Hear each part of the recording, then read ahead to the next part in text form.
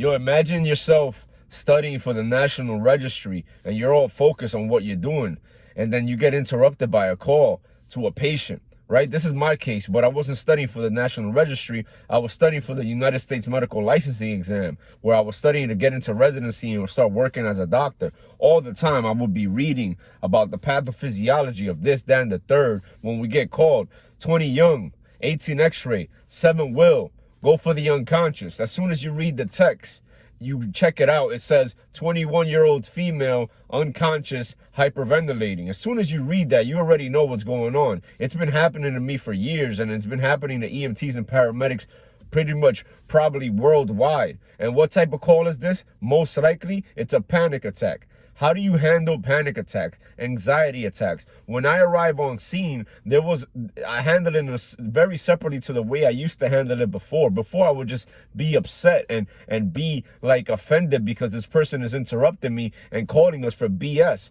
Every time a person calls the ambulance and the person doesn't require pre-hospital care, we tend to call it BS. But you don't know what's going on with this patient internally. It's BS to you, but in reality, it's not to them. So a person that's having a panic attack, they feel like they can't breathe. Although their pulse ox is 100, they have convinced themselves, they feel like the reality of their current situation is that they have no oxygen. That's why they're hyperventilating. They've put themselves in a situation where they literally have psyched themselves into feeling what they say they're feeling. And sometimes they do it to the point where they feel unconscious and they fall unconscious.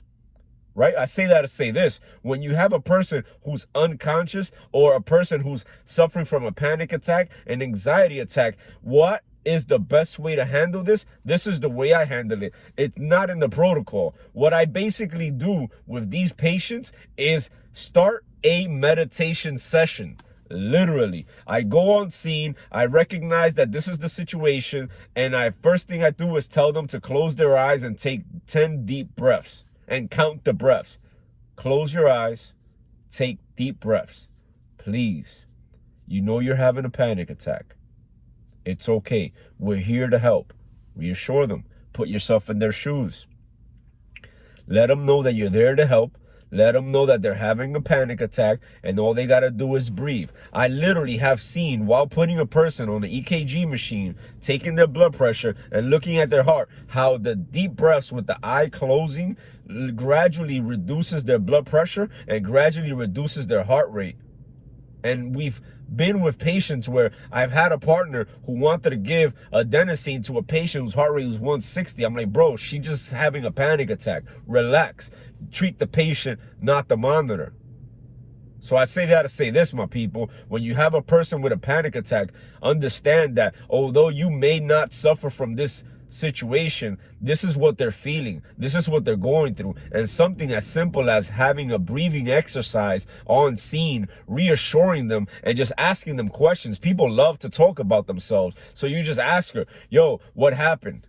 How did it happen? Did you argue with your boyfriend? Did you break up with your boyfriend? What was the cause of this? And just having them talk about it and just reassure them and doing the breathing exercises goes a very long way. I hope this helps. Peace.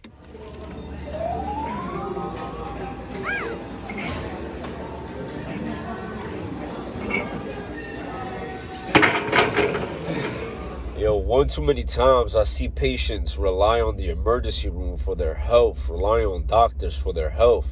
I see other people's relying on accountants to figure out their finances and figure out their taxes. And I say that to say this. One too many times we put ourselves and what's very important to us in the hands of somebody else, someone who might not even care. But I get it.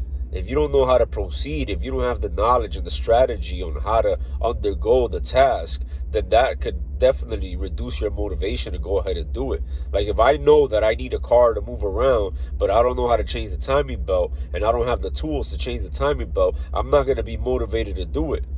So if you want to get your health in order, if you want to get your finances in order, if you want to get your mindset in order, hit me up. I got you.